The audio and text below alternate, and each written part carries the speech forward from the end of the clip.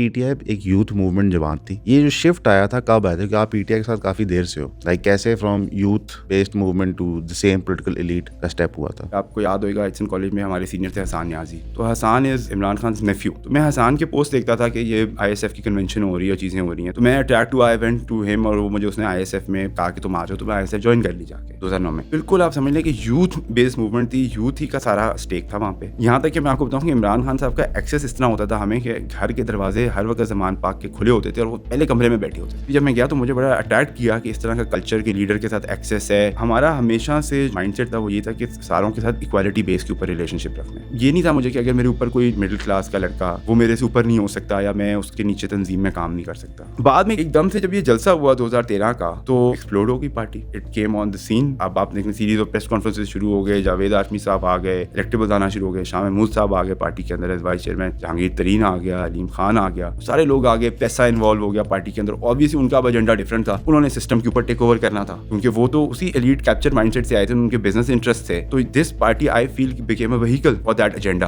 और ऑब्वियसली हमारा रोल फिर पीछे चला गया, मिनिमाइज हो गया, मरने मारने तक रह गया। मरने मारने तक रह गया। गलत तरफ मेरे ख्याल से चली गई चीजें कि पावर के अंदर जाना है, पावर एंजॉय करनी है। सेम पेज की पॉलिटिक्स आ गई बीच में कि हम तो पावर जेड बी के साथ मिलके या हम एस्टेब्लिशमेंट के साथ मिलके चीजें करेंगे।